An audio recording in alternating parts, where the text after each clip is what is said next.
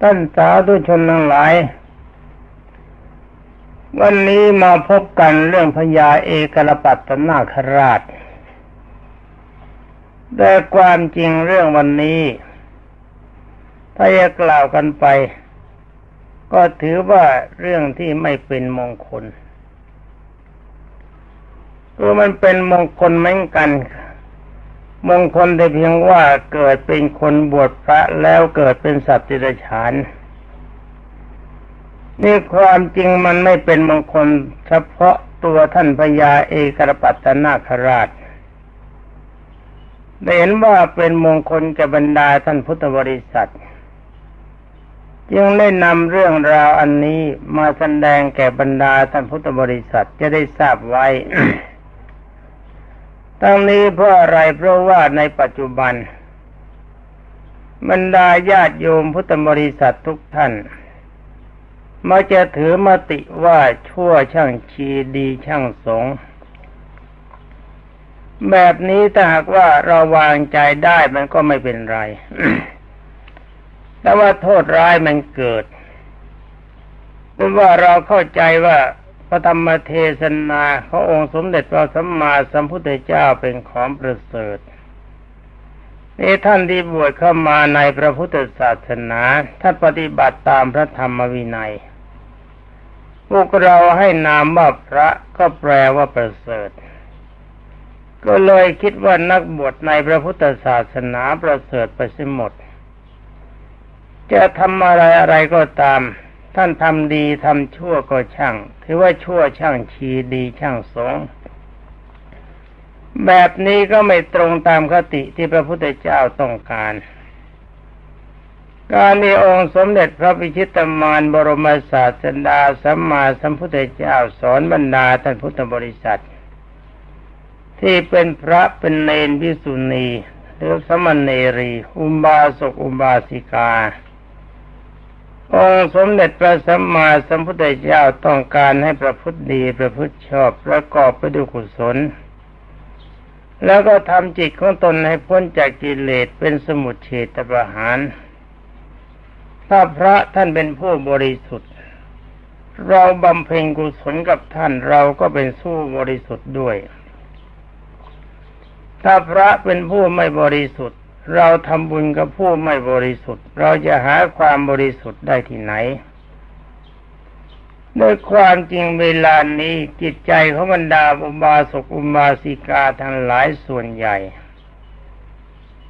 มักจะไปติดในด้านยศถาบรรดาศักดิ์และตำแหน่งหน้าที่คิดว่าท่านมียศใหญ่ตำแหน่งใหญ่เป็นคนดีอันนี้ไม่แน่นักบรรดาท่านพุทธบริษัท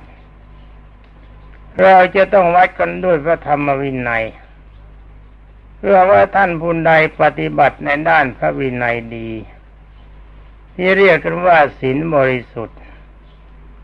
แล้วก็มีจิตดีคือมีอารมณ์เป็นสมาธิรักษาฌานสมาบัติให้ทรงตัวแล้วในที่สุดก็ทำความหมองมัวของใจให้หมดไปกล่าวคือทำลายกิเลสเป็นสมุจเฉทประหารเป็นพระโสดาสกิทาคานาคาอรหันต์นักบวชประเภทนี้หรือบรรดาท่านพุทธบริษัทที่องค์สมเด็จพระพิชิตมารท่านเรียกว่าพระถ้ายังไม่ถึงพระโสดาบันเพียงใดท่านยังไม่เรียกว่าพระเรียกว่าสมมติสงฆ์แต่ว่าท่านนั้นหลายบูชาพระสมมติที่เขาสมมติให้เป็นพระตัวท่านเองเป็นอุบาสกอุบาสิกาก็เป็นอุบาสกอุบาสิกาขั้นสมมติเท่านั้นยังไม่ใช่ของจริงแต่หากว่าบรรดาท่านพุทธบริษัทชายหญิงบำเพ็ญกุศลกับพระจริงๆตั้งแต่พระโสดาบันขึ้นไปท่านทั้งหลายที่มีความเคารพในพระรัตนตรัยก็เป็นอุบาสกอุบาสิกาอย่างจริงๆไม่ใช่ของปลอมคำว่าอุบาสกอุบาสิกาแปลว่าผู้นั่งใกล้พระพุทธศาสนาผู้มีความเคารพในพระพุทธธรรมประสงค์อย่างแท้จริง และผลแห่งการบูชาพระพุทธธรรมประสงค์จะประสบกับบรรดาท่านพุทธบริษัทชายหญิงตามที่กล่าวมาแล้วอย่างน้อยที่สุดถ้าชาตินี้ท่านไม่ได้ถึงซึ่งพระนิพพานดีไม่ดีถ้าพระพวกนั้นท่านเป็นพระอริยเจ้าแล้วก็สอนตามแนวที่ท่านได้มาเพราะว่าท่านเป็นพระโสดาบันท่านก็แนะนำระดับของพระโสดาบันซึ่งเป็นของไม่ยากทำได้ง่ายๆทำจิตใจปลดเปลื้องจากกิเลสเล็กน้อยเท่านั้นคือมีจิตใจอยู่ในขอบเขตของศีลมีความเคารพในพระรัตนตรัยแน่นอนมีอารมณ์จับพระนิพพานเป็นอารมณ์ความรักยังมีความโลภยังมีความโกรธยังมีความหลงยังมีแต่ถ้าว่าอยู่ในขอบเขตของศีลท่านก็จะได้รับความดีคือเป็นพระโสดาบันหมายความว่าท่านทั้งหลายไม่ต้องไปเกิดในอบายภูมิทั้งสี่ต่อไปปิดประตูอบายภูมิความจริงประตูเขาไม่ได้ปิดแต่เราไม่มีสิทธิ์ที่จะลงไป เรียกว่าการเกิดของเราก็สั้นเข้ามาถ้าเป็นพระโสดาบันมีจิตหยาบก็เกิดเป็นคนอีก7 ชาติแล้วก็ถึงนิพพานระหว่างการเกิดก็สลับกันแค่สวรรค์กับเทวโลกหรือพรหมโลกมีความสุขถ้าเป็นพระโสดาบันอย่างกลางแล้วก็เกิดเป็นมนุษย์อีก3 ชาติถึงพระนิพพานถ้าเป็นพระโสดาบันอย่างละเอียดก็เกิดเป็นมนุษย์อีกชาติเดียวถึงนิพพานระหว่างที่เราไม่ได้เป็นมนุษย์เราเป็นเทวดาหรือพรหมเราก็มีความสุขนี่จุดหมายปลายทางแน่นอนของพระโสดาบันถึงง่ายย่นการเกิดขึ้นมามากเรียกว่าไม่ต้องลำบากนานเกิดนานมากเท่าไรลำบากมากเท่านั้นตอนนี้ถ้าหากว่าพระที่ท่านบูชาท่านเป็นพระสกิทาคามีท่านมีความดีคือระงับความรักลงไปมากระงับความโกรธระงับความโลภระงับความหลงจิตใจเกือบจะปลดลงสิ่งเหล่านี้ถ้าเกือบหมดจะเหลือก็เพียงแค่อุปนิสัยมีใจนึกนิดๆหน่อยๆเท่านั้นท่านก็จะสอนท่านให้เข้าสู่ความเป็นพระสกิทาคามีถ้าเป็นพระสกิทาคามีมาเกิดเป็นมนุษย์อีกทีเดียวเราก็ไปถึงนิพพานถ้าพระที่ท่านบูชานั้นท่านเป็นพระอนาคามีตัดความอยากในกามเส้นได้หมดมีอสุจิอันแห้งแล้วก็ตัดความโกรธได้หมดความพยาบาทได้หมดจิตใจของท่านสบายท่านก็จะสอนให้ท่านเป็นพระอนาคามีเหมือนท่านการเป็นพระอนาคามีถ้าตายจากมนุษย์นี้ก็ไปเกิดเป็นเทวดาหรือพรหมไม่ต้องกลับมาเกิดเป็นมนุษย์อีกบำเพ็ญบารมีเข้าถึงพระนิพพานได้เลยถ้าบังเอิญพระที่ท่านบูชาท่านเคารพนับถือท่านเป็นพระอรหันต์ท่านก็จะสอนท่านให้เป็นพระอรหันต์ด้วยช่วยให้เข้าถึงพระนิพพานในชาติปัจจุบันนี่แหละบรรดาท่านพุทธบริษัททุกท่านการเข้าถึงพระไม่ใช่เข้าถึงยศตำแหน่งของพระยศตำแหน่งของพระนี่วัดอะไรกันไม่ได้ ที่ท่านมียศถาบรรดาศักดิ์ใหญ่มีตำแหน่งใหญ่โตที่เป็นพระดีควรแก่การบูชาก็มีมากแต่มีตำแหน่งหน้าที่มียศถาบรรดาศักดิ์กลายเป็นเปรตของพระพุทธศาสนาก็มีไม่น้อยฉะนั้นบรรดาท่านพุทธบริษัทเวลาที่จะบูชาพระจงอย่ามองหน้าพระเฉพาะในยศถาบรรดาศักดิ์หรือตำแหน่งหน้าที่ต้องมองดูความดีในเขตของพระพุทธศาสนาว่าพระประเภทนั้นท่านเป็นพระอย่างไรเป็นพระจริงหรือว่าพระปลอมพระจริงต้องเป็นพระอริยเจ้าถ้าพระสมมุตินี่เราเรียกว่าพระปลอมถ้าปฏิบัติตนเพื่อความเป็นพระอริยเจ้าก็ยังมีผลแห่งการบำเพ็ญกุศลหากว่าท่านทำตนเยี่ยงฆราวาสเมาอยู่ในลาภสักการะหรือในยศถาบรรดาศักดิ์พระประเภทนี้ท่านบูชาเท่าไรท่านก็หาความดีไม่ได้ ตอนนี้จะพูดกันไปนี้ก็จะกล่าวถึงท่านเอกรปัตตนาคราชดูตัวอย่างของพระที่ทำความผิดเพียงเล็กน้อยตัวเองต้องไปเกิดเป็นสัตว์ดิเรกชันถ้าก็บรรดาท่านพุทธบริษัทไปบูชาพระประเภทนี้เข้าตัวท่านจะพบความดีได้อย่างไงเพราะอะไรเพราะว่าตัวของพระเองในท่านก็ยังช่วยตัวเองไม่ได้ไม่มีโอกาสจะช่วยตัวเองให้เกิดเป็นคนหรือเกิดเป็นเทวดาหรือเกิดเป็นพรหมในเวลาท่านบูชาพระประเภทนี้เข้าท่านจะแนะนำให้ท่านทั้งหลายไปเกิดเป็นเทวดาหรือพรหมหรือเกิดเป็นมนุษย์ได้ยังไงแต่ตัวของท่านเองตายจากความเป็นพระยังเกิดเป็นสัตว์ดิเรกชันนี่การที่เกิดเป็นสัตว์ดิเรกชันของพญาเอกรปัตตนาคราชนี่ทำกรรมเพียงเล็กน้อยเท่านั้นที่ชาวบ้านเห็นว่าไม่มีความสำคัญแต่สำหรับนักบวชที่บวชเป็นพระต้องถือว่าสำคัญมากทั้งนี้เพราะอะไรเพราะว่าองค์สมเด็จพระผู้มีพระภาคเจ้าตรัสเป็นวินัยข้อบังคับพระกับฆราวาสปฏิบัติไม่เหมือนกัน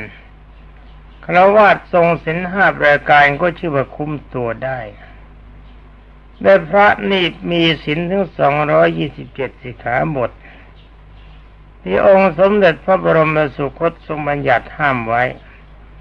ถ้าละเมิดกฎกรรมใดๆถ้าเป็นกรรมเล็กน้อยก็ต้องไปเกิดเป็นสัตว์ดิเรกชันถ้ากรรมมากยิ่งกว่านั้นไปที่ฆราวาสถือว่าไม่เป็นไรพระก็ต้องลงนรกตัวอย่างเช่นพระไปรักผู้หญิงติดต่อกับผู้หญิงในฐานะที่เป็นคู่รักกันแบบนี้ลงนรกทันทีนี่ถ้าฆราวาสเขาจะรักกันสักเท่าไรก็ดีเขายังไม่ลงนรกเพราะยังไม่ทำกาเมสุมิจฉาจารสำหรับพระเป็นแสดงการเกี่ยวสตรีเท่านั้นแค่นี้ลงนรกแล้วบรรดาท่านพุทธบริษัทในอีกรายการหนึ่งพูดกันแบบง่ายๆอย่างนั้นเอกรปัตตนาคราชท่านทำกรรมที่บรรดาฆราวาสยังไม่เห็นว่าเป็นโทษคือพรากของเขียวเล็กๆน้อยๆให้หลุดไปด้วยเจตนาเพื่อเล่นไม่ใช่ได้หญ้าวัดก็ทำความสะอาดวัดอย่างนี้องค์สมเด็จพระทรงสวัสดิโสภาคไม่ทรงห้ามการอ่านพระวินัยต้องอ่านกันให้ชัดพระองค์สมเด็จพระทรงสวัสดิโสภาคมีความประสงค์ยังไงองค์สมเด็จพระจอมไตรตรัสไว้ว่ายงอย่าพรากของเขียวเพื่อเล่นคำว่าเพื่อเล่นนี่ต้องจำไว้อย่าไปจำแต่คำว่าพรากของเขียวเท่านั้นถ้าพรากของเขียวเพื่อเป็นประโยชน์ไม่มีโทษอะไร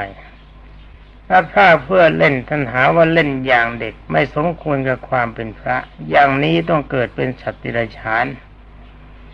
หากว่าพระท่านปฏิบัติตนแล้วต้องเกิดเป็นสัตว์ดิเรกชันท่านไปบูชาท่าน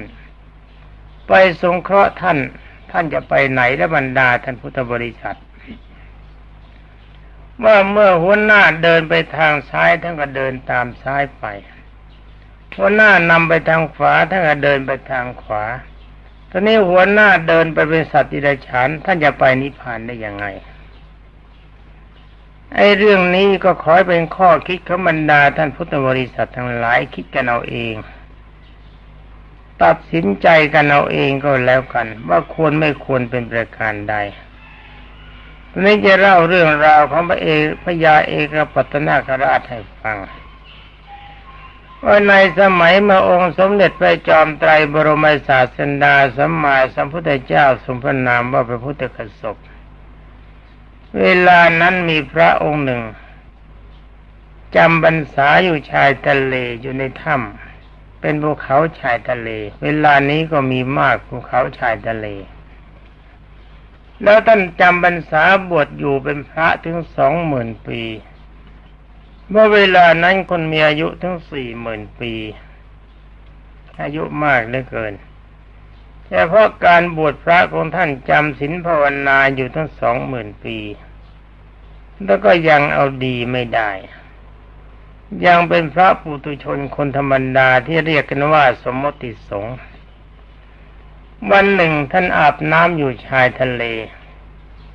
มีเรือสำเภาลำหนึ่งแล่นมาช้าๆเพราะลมอ่อนเฉียดเข้ามาใกล้กับที่ท่านอาบน้ำท่านเห็นตะไคร่จับข้างเรืออยู่มากมันยาวมากเพราะว่าการเรือเดินทะเลต้องเดินกันเป็นเดินทางกันเป็นเดือนตะไคร่มันก็จับมาก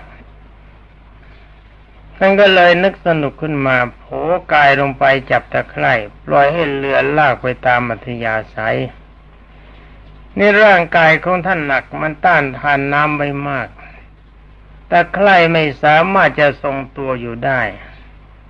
ในที่สุดตะไคร่ก็หลุดออกมาตัวท่านก็หลุดออกมาจากเรือไม่เป็นไรเพราะน้ำมันตื้น ท่านก็กลับสถานที่เดิมการทำพรากของเขียวคือตะไคร่น้ำให้หลุดออกมาจากที่เดิมพระพุทธเจ้าทรงปรับเป็นอาบัติปาจิตตี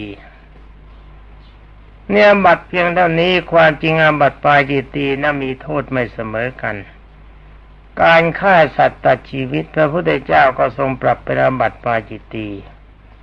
แต่ว่าปาจิตตีตัวฆ่าสัตว์นี้ลงนรก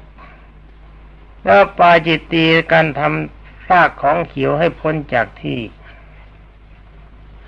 คือให้พลัดพรากจากที่เดิมดูผลเมื่อท่านเป็นพระอยู่องค์เดียวก็ไม่มีโอกาสแสดงอาบัติคือไม่มีโอกาสระงับโทษนี่ทำยังไงเวลาจะตายอาบัติมันก็คาใจการที่สร้างอาบัติปาจิตตีเกิดขึ้นมันคาใจอยู่นี่เวลาตายตัวไม่ได้ไปด้วยใจมันไปเพราะอาศัยทำกรรมเพียงนิดเดียวเท่านี้แหละบริษัทท่านพุทธบริษัททั้งหลายการจำศีลของพญาเอกปัตตนาคราชสมัยเป็นคนไม่มีผลให้เกิดเป็นมนุษย์เป็นเทวดาหรือพรหมแต่ผลที่พึงได้รับก็คือไปเกิดเป็นสัตว์เดรัจฉานเป็นพญานาคมีนามว่าพญาเอกปัตตนาคราชด้วยอำนาจที่การบำเพ็ญบุญบารมีมาถึง20,000 ปีก็มีสมบัติอันเป็นทิพย์มีความอยู่คล้ายเทวดาแต่ว่าตัวเป็นสัตว์เดรัจฉานที่ได้นามว่าพญาเอกปัตตนาคราชก็เพราะว่ามีรูปร่างหน้าตาไม่เหมือนนาคธรรมดามีสภาพเหมือนตะไคร่น้ำที่ตัวทำคือทั้งตัวมันรุ่มร่ามนุงนังไปหมดเหมือนตะไคร่น้ำลอยน้ำแบบนั้นจึงได้นามว่าพญาเอกปัตตนาคราชนี่แหละบรรดาท่านพุทธบริษัทการบูชาพระสงฆ์ในพระพุทธศาสนาถ้าเรามีความฉลาดก็เราก็คงจะได้ดีอย่างพระคุณเจ้ารูปนี้ท่านปฏิบัติตนด้วยอำนาจกุศลที่ท่านทำให้เกิดเป็นสัตว์เดรัจฉานถ้าว่าบรรดาท่านพุทธบริษัททุกท่านไปบูชาพระประเภทนี้เข้าในเมื่อพระประเภทนี้ท่านเป็นสัตว์เดรัจฉานตัวท่านจะเป็นอะไรคิดกันดูก็แล้วกันแต่ก็ยังมีความดีอยู่อีกนิดที่จิตของพญาเอกปัตตนาคราชยังน้อมอยู่ในส่วนของกุศลมีความเคารพในองค์สมเด็จพระทศพลบรมศาสดาสัมมาสัมพุทธเจ้าบุญบารมีเดิมยังส่งเสริมให้มีสภาวะเป็นทิพย์คือมีที่อยู่เป็นทิพย์มีเครื่องบริโภคเป็นทิพย์ ต่อมาก็ได้นางนาคกรีกาคือนางนาคนารีอีกตัวหนึ่งมาเป็นคู่ครองมีลูกขึ้นมาเป็นลูกหญิงมีนามว่านาคริกาการต่อมาเมื่อองค์สมเด็จพระสัมมาสัมพุทธเจ้าองค์นี้ทรงอุบัติขึ้นพญานาคตนนี้ถึงแม้ว่าจะเป็นนาคแต่มีอารมณ์ใจเป็นทิพย์มีความคิดอยู่เสมอว่าเมื่อไรหนอองค์สมเด็จพระสัมมาสัมพุทธเจ้าองค์ใหม่จะทรงอุบัติขึ้น นี่ความจริงมีอายุนานเหลือเกินท่านเกิดเป็นนาคในสมัยพระพุทธกสพสัมมาสัมพุทธเจ้า แล้วก็พระพุทธเจ้าองค์นั้นนิพพานไปแล้วสิ้นเวลาทั้งเวลาปีเป็นล้านปีถ้าจะนับเวลามนุษย์ท่านพญานาคตนนี้ก็ยังมีอายุยืนเป็นพญานาคอยู่ในความจริงหากว่าท่านตายจากความเป็นนาคความดีเดิมปรากฏก็จะบันดาลให้ท่านเป็นเทวดาได้แต่ถ้าว่าอายุของท่านมันนานเกินไปถ้าจิตใจของท่านก็ยังน้อมไปด้วยกุศลวันหนึ่งจิตใจเกิดไม่สบายใจคิดว่าองค์สมเด็จพระจอมไตรบรมศาสดาสัมมาสัมพุทธเจ้าเกิดขึ้นแล้วในโลกหรือยังนั่งนึกนอนนึกมันทนไม่ไหวจึงได้เรียกลูกสาวมาคือนางนาคราวิกาให้แปลงเป็นมนุษย์สาวสวยตัวท่านเองก็แผ่พังพานให้ลูกสาวยืนอยู่ในบนพังพานของท่านแล้วก็ร้องเพลงเป็นพุทธภาษิตที่ท่านผูกขึ้นโดยท่านตั้งจิตคิดว่าเพลงนี้นอกจากองค์สมเด็จพระสัมมาสัมพุทธเจ้าเท่านั้นที่จะทรงแก้ได้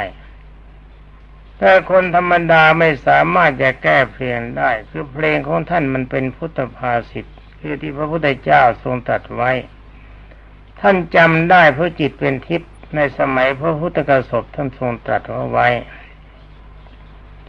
เมื่อท่านแผ่พังพานลอยขึ้นมาในน่านน้ำนางนาคราวิกาก็ร้องเพลงที่พ่อผูกให้โดยมีสัญญาว่าถ้าใครร้องเพลงแก้เพลงนี้ได้เราจะยอมเป็นพัญญา รูปร่างหน้าตาของแกมันสวยผิดปกติสวยมากจะหาคนในปัจจุบันสวยเท่าเธอไม่ได้ไม่ว่าใครๆมาทราบข่าวก็แล้วก็ต่างพากันไปร้องเพลงแก้มาร้องเพลงแก้แล้วนางก็ตอบว่าไม่ถูกพญานาคเองก็เป็นพยานบอกว่ายังไม่ถูกถ้าร้องเพลงแก้ถูกเมื่อไรแล้วก็เราจะยกลูกสาวให้เป็นพัญญาของท่านทันทีนี่เพราะว่าสภาวะของท่านเป็นทิพย์ท่านก็พูดภาษาคนได้ต่อมาองค์สมเด็จพระจอมไตรบรมศาสดาสัมมาสัมพุทธเจ้าเห็นว่าอุตรมานพซึ่งเคยเป็นคู่ครองกันมากับนางนาคราวิกาจะได้เป็นพระโสดาบัน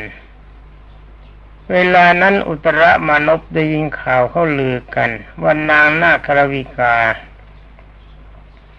มีรูปร่างหน้าตาสวดทรงสวยเป็นกรณีพิเศษสวยยิ่งกว่ามนุษย์ในใดในโลกจะพึงสวยเท่า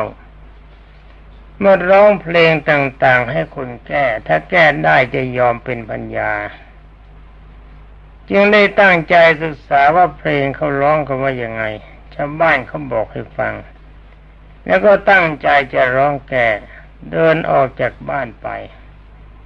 เมื่อองค์สมเด็จพระจอมไตรทรงทราบและเห็นอุปนิสัยเขาจะได้พระโสดาปัตติผลองค์สมเด็จพระทศพลก็ไปนั่งดักตามทางขั้นเมื่อเขาเห็นพระพุทธเจ้าเขารู้จักก็เข้ามาถวายนมัสการองค์สมเด็จพระพิชิตมารจึงได้ทรงตรัสถามว่าโพปุริสะดูกรบุรุษผู้เจริญเธอจะไปทางไหนอุตรมานพจึงกราบทูลองค์สมเด็จพระจอมไตรว่าข้าพระพุทธเจ้าจะไปร้องเพลงแก้กับนางนาคราวิกาองค์สมเด็จพระบรมศาสดาทราบแล้วนี่ว่าเขาเป็นเนื้อคู่กัน เขาจะต้องได้กันแน่ได้ประการหนึ่งมันได้กันแล้วในปานเทศของพระองค์เขาจะได้พระโสดาปัตติผลในองค์สมเด็จพระทศพลต้องการเฉพาะอย่างเดียวคือพระโสดาปัตติผลให้เขาเป็นคนเข้าถึงความเป็นพระอริยเจ้านี่ความมุ่งหมายของพระพุทธเจ้าเป็นอย่างนี้องค์สมเด็จพระจินสีจึงได้ถามเขาว่าเพลงที่เธอจะไปร้องแก้น่ะเธอจะร้องว่ายังไงเขาร้องถามมาว่ายังไงอุตรมานพก็เล่าให้พระพุทธเจ้าฟังว่าเขาร้องถามมาอย่างนี้ตัวเขาจะไปแก้แบบนี้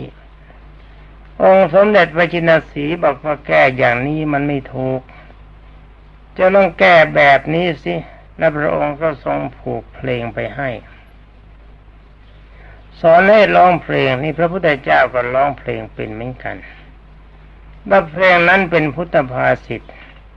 เมื่อองค์สมเด็จพระธรรมสามิตรสอนเขาแล้วเขาก็ลาองค์สมเด็จพระบัณฑิตแก้วไปเวลานั้นเมื่อว่างจากคนแก้เพลงอุตรมานพก็ขอรับอาสาจะร้องเพลงแก้นางนาควิกาก็ร้องเพลงขับคำถามออกมาอุตรมานพก็ร้องเพลงแก้พระยาเอกปัตตนาคราชตั้งใจฟังอยู่ไม่เห็นว่าการร้องเพลงแก้นี้ถูกต้องตามที่ตนตั้งใจไว้คิดในใจว่าเวลานี้องค์สมเด็จพระจอมไตรบรมศาสดาสัมมาสัมพุทธเจ้าต้องบังเกิดแล้วดีใจจึงบังพานตีน้ำเป็นคลื่นทำให้คนที่ยืนอยู่ข้างริมแม่น้ำหล่นลงมาในน้ำตามๆกันเพราะถูกคลื่นพระยาเอกปัตตนาคราชจึงค่อยๆเอาหางประคองคนทั้งหมดขึ้นไปบนตลิ่งแล้วตัวเองก็แปลงเป็นมนุษย์ขึ้นไปถามอุตรมานพถามว่าเพลงที่ทำนำมาแก้นี้ท่านคิดได้เองหรือใครสอนท่านอุตรมานพก็บอกว่าเพลงนี้ไม่ได้ร้องได้เองมาพบองค์สมเด็จพระพักวันบรมศาสดาสัมมาสัมพุทธเจ้าท่านสอนให้พระยาเอกปัตตนาคราชจึงถามว่าเวลานี้องค์สมเด็จพระจอมไตรบรมศาสดาสัมมาสัมพุทธเจ้าอยู่ที่ไหนอุตรมานพบอกที่แล้วก็พากันไปเมื่อถึงองค์สมเด็จพระจอมไตรก็เทศโปรดอุตรมานพเป็นพระโสดาบันไปนางนาควิกาบุตรพญาเอกปัตตนาคราชพร้อมด้วยพญาเอกปัตตนาคราชก็เข้าถึงพระสรณาคมพญาเอกปัตตนาคราชจึงได้ยกลูกสาวพร้อมด้วยสมบัติอันเป็นทิพย์ให้แก่อุตรมานพอยู่ครองกันเรียกว่านำมาไว้ในเมืองมนุษย์สมบัติส่วนนั้นจะนำไปไว้บาดาลไม่ได้อุตรมานพกลายเป็นมหาเศรษฐีใหญ่ตอนนี้องค์สมเด็จพระจอมไตรบรมศาสดาสัมมาสัมพุทธเจ้าทรงตรัสว่าการสดับพระธรรมเทศนาคราวนั้นถ้าพญาเอกปัตตนาคราชไม่เป็นสัตว์ดิเรกชันก็จะได้บรรลุพระโสดาบันเป็นพระอริยบุคคลเบื้องต้นนี่หมายความว่าถ้าเป็นคนที่ฟังแล้วไม่สามารถจะเป็นพระอริยเจ้าได้ก็เพราะว่าพญาเอกปัตตนาคราชไม่ใช่คนนี่เป็นสัตว์ดิเรกชันไม่มีโอกาสจะบรรลุมรรคผลเป็นที่น่าทินได้นี่ระบรรดาท่านพุทธบริษัททั้งหลายที่นำเรื่องราวของพญาเอกปัตตนาคราชมานี้ก็เพื่อจะให้บรรดาท่านพุทธบริษัทรู้จักลีลาของพระเห็นว่าพระองค์ใดท่านปฏิบัติไม่ดีเพียงแค่ความชั่วเพียงเล็กน้อยเพียงเท่านี้ถ้าเราเคารพนับถือท่านจริงๆก็ควรจะแนะนำตักเตือนท่านอย่าปล่อยในตำนองที่เรียกว่าชั่วช่างชีดีช่างสงเพราะว่าจะเป็นการส่งเสริมให้ท่านทั้งหลายเหล่านั้นเกิดเป็นสัตว์ดิเรกชันบ้างเป็นสัตว์นรกไปเป็นที่น่าเสียดายที่ได้อดข้าวอดปลาคืออดข้าวเวลาเย็นมาตั้งนานแต่บุญที่ท่านได้บำเพ็ญเข้ามาแล้วไม่บันดาลให้ท่านเป็นพระอริยเจ้าหรือเป็นเทวดาได้กลับกลายจากความเป็นคนไปเป็นสัตว์ดิเรกชันบ้างเป็นสัตว์นรกบ้างหรือว่าเห็นพระองค์ใดมีนิสัยไม่ดีคือมีจิตอิจฉาริษยาบุคคลอื่นที่เขาทำตนได้ดีกว่าก็ตามเรียรายทรัพย์สินทั้งหลายมาแล้วไม่ใช้ให้เป็นประโยชน์กลับเอาไปประกอบกิจเป็นประโยชน์ของตนก็ตามให้ประโยชน์แก่พวกพ้องก็ตามนี่เป็นปัจจัยให้ท่านทั้งหลายเหล่านั้นลงอเวจีมหานรกถ้าบรรดาท่านพุทธบริษัทเห็นแล้วก็เตือนท่านไว้สักหน่อยก็จะเป็นการดีคิดว่าช่วยองค์สมเด็จพระจินสีห์รักษาความดีเข้าไว้แม้แต่ตัวท่านเองก็เหมือนกันถ้าไปเคารพปฏิบัติตามพระพวกนี้เข้าท่านไปนรกพระไปนรกท่านก็ไปนรกด้วยพระไปเกิดเป็นสัตว์ดิเรกชันท่านก็เกิดด้วยเพราะอะไรเพราะนิยมตามแบบฉบับเดียวกัน อรบรรดาท่านพุทธบริษัททุกท่านสัญญาณบอกเวลา30 นาทีปรากฏแล้วก็ต้องขอลาก่อนขอความสุขสวัสดิ์พิพัฒนมงคลสมบูรณ์พูนผลจงมีแด่บรรดาท่านพุทธศาสนิกชนผู้รับฟังทุกท่านสวัสดี